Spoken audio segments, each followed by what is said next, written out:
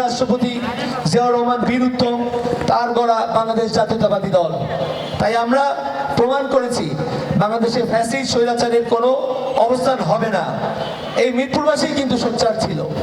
এই মিরপুরের 10 নম্বর এবং আশেপাশে আমরা অনেক শহীদকে হারিয়েছি, যারা আত্মবিসর্জন দিয়েছেন আজকের এই দিনের জন্য। আপনারা অবাধ মুক্তভাবে আপনাদের মতামত প্রকাশ করতে পারছেন। আপনাদের কোনো বাক স্বাধীনতা ছিল না। কথায় কথায় হামলা, গ্রেফতার, গুম, ক্রসফায়ার এমন কোনো জিনিস নাই।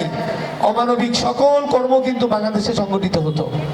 আজকে মুক্ত পরিবেশে আপনারা খোলা মনে যে এখানে এসেছেন, এটা কিন্তু আপনাদের অধিকার।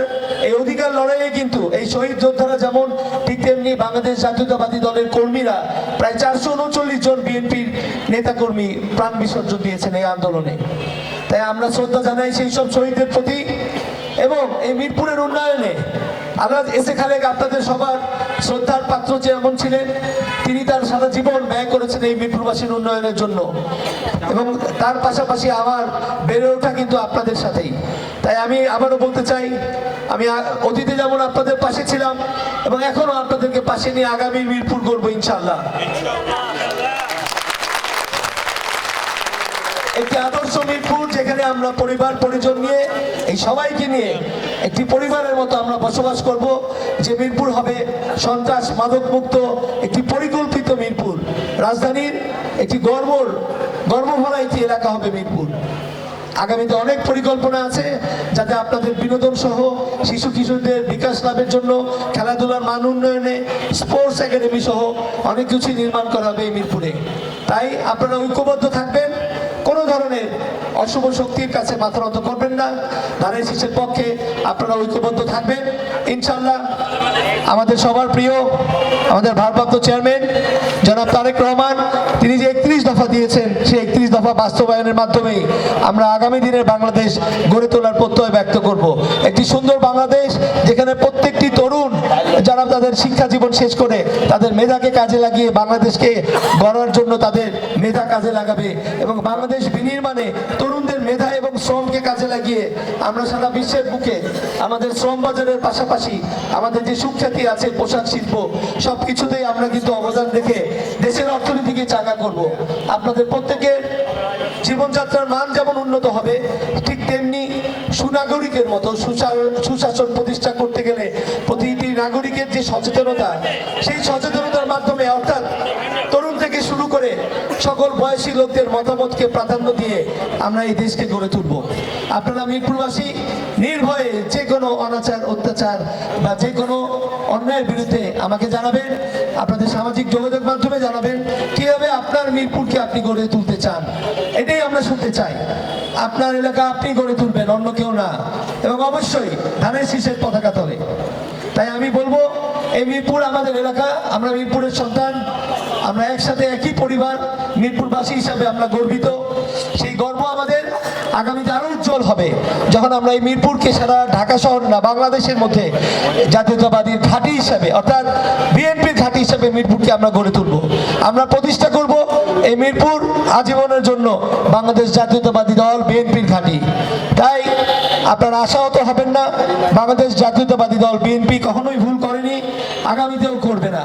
মিরপুরের সন্তান, মিরপুরের মাটি মানুষের যে সন্তান, যে আপনাদের পাশে ছিল, তারাই কিন্তু আপনার জন্য করবে এবং আগামীতেও থাকবে। এই আশাটুকু আপনারা ধরে রাখবেন এবং আপনারা প্রত্যেকের কাছে একই বার্তা দিবেন যে 31 দফাই আগামী বাংলাদেশ গড়ে তোলার জন্য আমাদের আসল পাথেয়। অতএব তরুণ সহ সমাজের সকল মুরব্বী সহ এলাকার যারা আছেন বয়স্ক লোক এবং নারী সহ প্রত্যেকের কাছে আপনারা সেই বার্তা দিবেন যে আমরা আমাদের নিজের এলাকা এই মিরপুরকে একটি আদর্শ এলাকা হিসেবে গড়ে তুলব। আমরা যৌথভাবেই যথেষ্ট। আমরা যদি ঐক্যবদ্ধ থাকি তাহলে এখানকার কোনো সমস্যার সমাধান কখনোই অসম্ভব হবে না। দশে মিলে করি কাজ, হারি দিদি নাহি রাজ, ঠিক একইভাবে আপনার এলাকার সমস্যা আমরা নিজেরাই ঠিক করতে পারবো। কারো হস্তক্ষেপ এখানে দরকার নাই, অন্য কোনো এলাকার কোনো নেতৃত্ব দরকার নাই, আপনারাই যথেষ্ট। আপনি আপনার নেতৃত্ব সেভাবেই নির্বাচন করবেন যাদেরকে আপনারা পরীক্ষিতভাবে অতীতে আপনাদের পাশে পেয়েছিলেন, মহামারী করোনার সময় যাদের পাশে পেয়েছিলেন, ঠিক একইভাবে আগামীতেও আপনারা শুধু ঐক্যবদ্ধ থাকবেন এবং ইতিবাচক কাজের জন্য এলাকাবাসীর দরবারে, এলাকাবাসীর কাছে আপনারা বিএনপি আমাদের 31 যে দফা আছে, কিভাবে বিএনপি আগামীতে দেশ গড়বে, সেই দেশ গড়ার জন্য যে ইতিবাচক পদক্ষেপ আমরা নিয়েছি সেগুলো তুলে ধরবেন। আশা করি জনগণ আপনাকে বিমুখ করবে না, জনগণ অন্য কোনো দলের মিষ্টি কথায়ও কিন্তু ভুলবে না। এই বিএনপি মিরপুরে প্রমাণিত, এটা ধানের শীষের ঘাঁটি। এতটুকু শুধু বলতে চাই, এই মুহূর্তে আমাদের সবার শ্রদ্ধেয়, সবার ভালোবাসার প্রতীক দেশনেত্রী বেগম খালেদা জিয়া ধীরে ধীরে আরোগ্য লাভের পথে আছেন। আপনাদের দোয়া এবং এই শহীদ পরিবারদের যারা আজকে এখানে উপস্থিত আছেন, তাদের যে স্বজনরা যে বিসর্জন দিয়ে, তাদের জীবন বিসর্জন দিয়ে আজকে আমাদের জন্য যে স্বাধীনতা নিয়ে আসছে, আপনারা তাদের জন্য দোয়া করবেন। কেননা আজকে এই তরুণরা যারা নিজেদের প্রাণ বিসর্জন দিয়ে আমাদের জন্য, দেশের গণতন্ত্রের জন্য এত বড় একটি অভ্যুত্থান করলো, অবশ্যই তাদেরকে যথাযথ মর্যাদা এবং সম্মান রাষ্ট্রীয়ভাবে আমরা দিব, সেই আশাও কিন্তু আমাদের আছে। সেই প্রত্যয় আমরা ব্যক্ত করছি যে অবশ্যই আগামীতে একটি নির্বাচিত সরকার যখন আসবে, সেই শহীদদের পরিবারকে আমরা রাষ্ট্রীয়ভাবে সম্মাননা এবং যথাযথ মর্যাদা দিব। এটা শুধু কথার কথা না, আপনারা জানেন যে স্বাধীনতার পরবর্তী থেকেই যারা মুক্তিযোদ্ধা তারা বিভিন্নভাবেই কিন্তু সম্মানিত হয়ে আসছে, সেটা দেশীয় চাকরি হোক, বিসিএস এর চাকরি হোক, বিভিন্ন কোটাতে।